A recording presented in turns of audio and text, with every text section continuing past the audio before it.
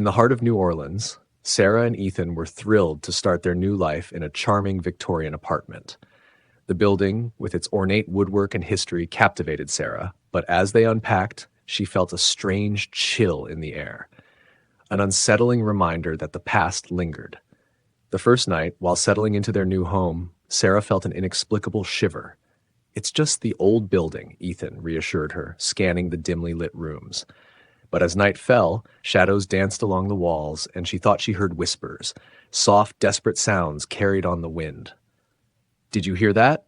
Sarah asked, her voice trembling. "Hear what? It's just the old pipes," Ethan replied, chuckling nervously. As days passed, the whispers grew more urgent. One evening, while exploring a dusty corner of their apartment, Sarah discovered a trunk hidden in the back of a closet.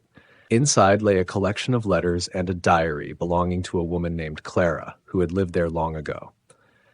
The entries revealed a haunting tale of forbidden love and betrayal, chronicling Clara's heartbreak and the tragic events that had ensued. A connection sparked within Sarah as she read, feeling as though Clara's emotions were reaching out to her from the pages. That night, with only a candle to illuminate her surroundings, Sarah continued reading Clara's diary. Suddenly, the candle flickered wildly, then went out, plunging the room into darkness. Heart racing, Sarah fumbled for her phone, its light revealing the corners of the room. In that brief glow, she caught a glimpse, a shadow of a woman standing at the foot of her bed. Terror gripped her. "Ethan!" He rushed in, wide-eyed. "What's wrong? I saw someone.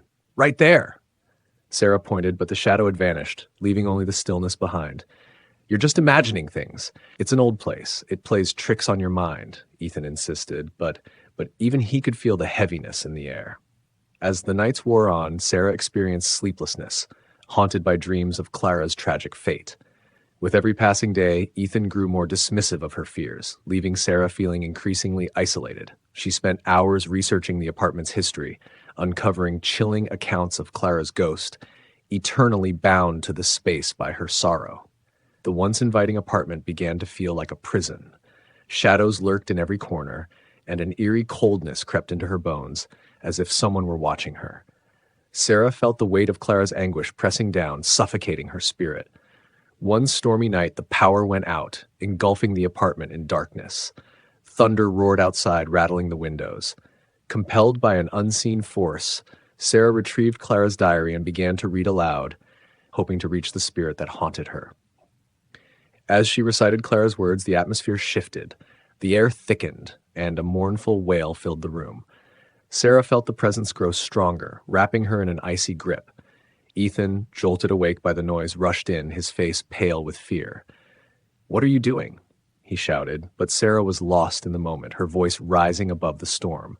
Suddenly, the lights flickered back on, and revealing Clara standing before them, a translucent figure, her face twisted in despair. "Help me," she whispered, her voice echoing through the room. Sarah froze, staring into Clara's ghostly eyes filled with pain. For the first time, she realized that their lives were intertwined in a tragic web of unresolved sorrow. As Clara lingered in the room, Sarah felt the urgency of her plea. What had once been a home filled with promise had become a haunting ground for lost souls. In the aftermath of Clara's appearance, Sarah struggled to process what had just happened. The chilling plea echoed in her mind, intertwining with the sorrowful whispers that had plagued her nights. Ethan, visibly shaken, paced the room, skepticism fading into concern. "What do you think she wants?" he asked, his voice low. "I think she needs our help," Sarah replied, determination rising within her. "There's something unresolved about her story, and we need to uncover it." The next day, Sarah delved into the building's history, poring over old newspapers and archives at the local library. With each article, the fragments of Clara's life came together. Clara had been in love with a man named Thomas, but their romance had ended tragically when he betrayed her trust, leading to a heartbreaking event that left her spirit trapped in the apartment. In one particularly old article, Sarah read about a mysterious death in the building, Clara's death. It detailed how she had fallen from the balcony under suspicious circumstances. The article hinted at a broken heart, suggesting that Clara's spirit remained anchored to the place where her love story had turned sour. That night, Sarah decided to confront Clara. With Ethan by her side, She lit candles and set up the apartment for a seance, hoping to establish a connection with the restless spirit. The atmosphere was thick with tension as they sat in a circle, hands clasped, the flickering candlelight casting eerie shadows on the walls. "Clara, we're here to help you," Sarah called out, her voice steady despite her racing heart. "We want to understand what happened to you." The room fell silent. For a moment, nothing happened. Then the temperature dropped suddenly, and a soft whisper filled the air, wrapping around them like a cold embrace. "Find him, please," the voice echoed, barely audible but filled with urgency. Ethan's grip tightened around Sarah's hand. "Who?" he asked, fear threading through his voice. "Thomas," Sarah whispered, understanding dawning on her. Clara wanted her to find the truth about the man who had caused her suffering. Determined to honor Clara's request, Sarah and Ethan set out to track down Thomas's whereabouts. They learned he had lived in New Orleans for many years, but his life had spiraled downward after Clara's death. Rumors swirled that he had turned to substance abuse, haunted by guilt and regret. After days of searching, they finally found him, an elderly man living in a rundown part of town, his once vibrant spirit diminished by time and sorrow. As they approached, Sarah felt a mix of apprehension and hope. "Are you Thomas?" Sarah asked, her voice steady. The man looked up, confusion clouding his eyes. "Who wants to know?" "Clara, she needs your help," Ethan said, trying to bridge the gap between the past and present. Thomas's expression shifted, pain flashing across his face. "Clara, I never meant for any of it to happen." His voice trembled and he lowered his gaze, lost in memories. As Sarah and Ethan shared the details of Clara's spirit haunting the apartment, Thomas's eyes filled with tears. He recounted the love they had shared and the betrayal that led to her tragic fall. Guilt consumed him as he revealed how he had failed her, unable to save her from the darkness that had enveloped their lives. "I thought I could drown my sorrow," Thomas confessed, his voice breaking, "but her spirit won't let me forget." Returning to the apartment, Sarah felt the weight of Clara's sadness intensifying. The shadows seemed to deepen, swirling around them as they prepared for another attempt to connect with the spirit. "Clara, we found Thomas," Sarah called into the stillness of the room. "He's ready to face the past with you." The candles flickered violently, and a gust of wind swept through the apartment, extinguishing the flames. The temperature plummeted, and Clara's ghost materialized before them, her expression a mix of anger and longing. "Why did you leave me?" Clara's voice resonated, filled with both pain and hope. "Clara, I'm so sorry," Thomas pleaded, stepping forward. "I never wanted to hurt you. I should have fought for you."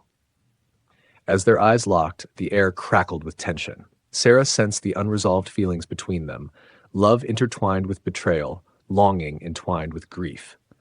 The air in the apartment was electric with tension as Clara's spirit lingered, torn between anger and the desire for closure. Sarah and Ethan felt the weight of their task pressing down on them as Thomas stepped closer to the ghostly figure, his voice trembling. "Clara, I know I don't deserve your forgiveness," he began, tears streaming down his weathered face, "but I want you to know that I loved you, even when I made the worst choice of my life." Clara's spectral form flickered, her eyes filled with an aching sorrow. "You left me to die," she whispered, her voice barely a breath above the wind. "You promised you would always protect me." "I was scared," Thomas replied, his voice cracking. "I was a coward. I didn't fight for you when it mattered, but I've spent my life regretting that day. Please, let me make it right." As Thomas spoke, Sarah and Ethan watched the energy in the room shift. Clara's expression softened, the edges of her anguish blurring into something resembling understanding. The shadows that had once clung to her began to dissipate, revealing the deep hurt that had kept her tied to this world. "Tell me what happened," Clara urged, her voice stronger now. "Tell me the truth." With a deep breath, Thomas recounted the events of that fateful night, how their argument had escalated, how he had let anger and jealousy cloud his judgment. He explained how in a moment of rage he had pushed her away, leading to the accident that took her life. "I didn't mean for it to happen," he cried. "I should have saved you, Clara. I failed you." As the truth hung heavy in the air, Clara's spirit flickered, the sorrow morphing into a bittersweet understanding. "I wanted to believe you loved me," she whispered, "but I was too consumed by betrayal to see it. Can you forgive me?" Thomas asked, desperation etched on his face. "I want you to find peace." For a moment, time seemed to stand still. The apartment felt alive, charged with emotions, grief, love, regret, all swirling in a tempest around them. Sarah and Ethan held their breath, waiting for Clara's response. Finally, Clara took a step forward, her form shimmering like a candle's flame. "I forgive you," she said, her voice steady and clear. "But I need to be free. I can't stay in this world any longer." As her words resonated, the atmosphere shifted dramatically. A warm light began to envelop Clara, casting away the shadows that had clung to her spirit for so long. Sarah felt a rush of relief as the oppressive weight began to lift, a promise of healing filling the room. "Thank you for helping me find my truth," Clara said, her voice now filled with peace. "It's time for me to go." Ethan squeezed Sarah's hand, a mixture of awe and sadness in his eyes. "You can rest now, Clara. We'll remember you," he said, his voice thick with emotion. Clara smiled, a gentle expression that transformed her features. "Thank you," she replied, before her spirit slowly faded, leaving behind a warmth that enveloped the apartment.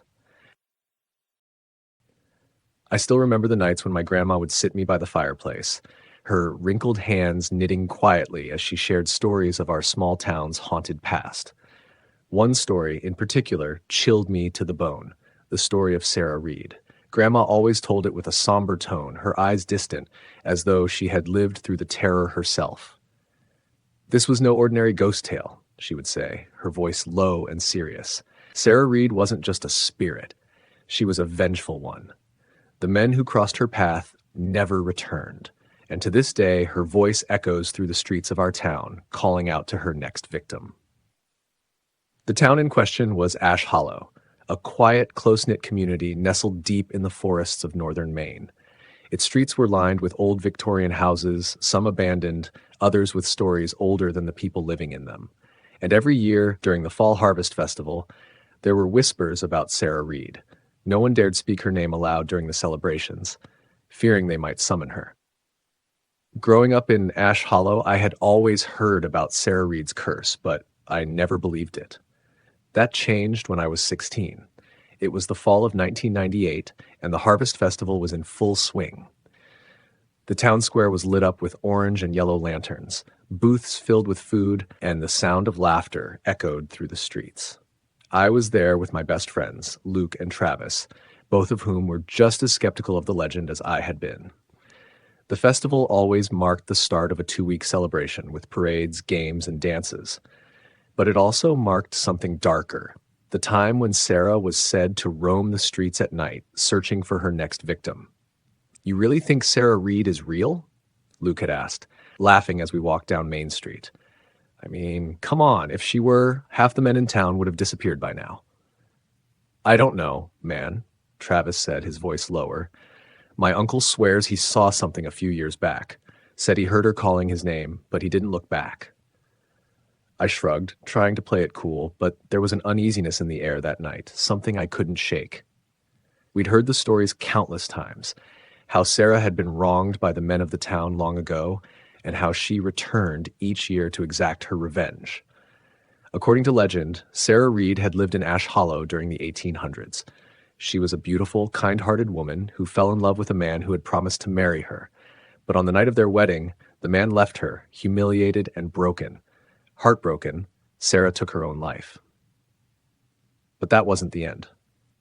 Her spirit returned, fueled by anger and betrayal, seeking revenge on the men who had wronged her. Since then, every year during the festival, she appeared, calling out the names of men who resembled her lost lover, and once you answered her call, you were never seen again.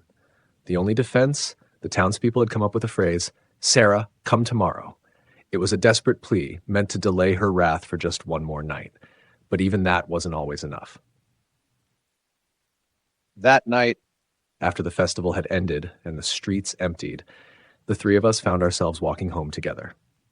The town was eerily quiet, the only sound coming from the distant rustle of leaves in the cool autumn breeze. We passed the old Ash Hollow Cemetery, the place where Sarah was said to be buried, and Travis stopped suddenly. "You guys ever wonder if the stories are true?" he asked, his voice barely a whisper. Luke snorted. "You're not really scared, are you?" "It's just a story, man." I chuckled, trying to lighten the mood, but the darkened cemetery loomed behind us, casting long shadows that seemed to stretch toward us. I felt a strange chill crawl up my spine, but I shook it off. "Let's just get home," I said. "It's late." But as we started to walk again, something strange happened. The air seemed to grow colder, and the wind picked up, carrying with it a soft, distant sound. "Luke." We froze in place. The voice was unmistakable. A woman's voice, soft and eerie, drifting through the night air. It sounded as though it had come from the cemetery, but when we turned to look, there was nothing there but darkness. "Did you hear that?" Travis whispered, his eyes wide with fear. "Shut up, man," Luke said, though his voice wasn't as confident as before. "It's just the wind." But then the voice came again, this time louder. "Travis?" My heart pounded in my chest. The sound of my own name whispered through the night, sending a wave of terror through me. "Guys," I stammered, trying to keep calm. "Let's just go." We began to walk faster, but the voice followed us, growing louder with each step. "Luke, Travis, come to me." Luke's face was pale now, and Travis's hands were trembling. We all broke into a run, racing through the empty streets, but the voice didn't stop. It grew louder, more insistent, as though it was right behind us. Finally, we reached my house, slamming the door behind us, panting and wide-eyed. "What the hell was that?" Luke gasped, pacing around the living room. "It was her," Travis said, his voice shaking. "It was Sarah Reed. She's real." I didn't want to believe it, but the terror I had felt was undeniable. That voice, it had called to us, to each of us, as if it knew who we were. We spent the rest of the night in my house, too afraid to leave. None of us spoke much, and the silence was heavy, filled with the unspoken fear that we had been marked. The next day, we tried to convince ourselves that it had all been in our heads, that it had just been a prank or our imaginations running wild, but deep down we knew the truth. Sarah Reed was real, and she had called our names. The days that followed were tense. Every evening, as the festival continued, we avoided the dark streets and stayed indoors, but the unease lingered. The voice hadn't returned, but the fear that it could, at any moment, kept us on edge. And then, on the final night of the festival, something happened that none of us could have predicted. Luke went missing. The night Luke vanished was etched into my memory with horrifying clarity. It was the final night of the Harvest Festival, and Ash Hollow was alive with laughter and celebration. But for Travis and me, an ominous cloud hung over us, a constant reminder of what had happened just days before. We had all agreed to stick together, but the energy of the festival was too strong, and Luke had insisted on joining some friends at the main square.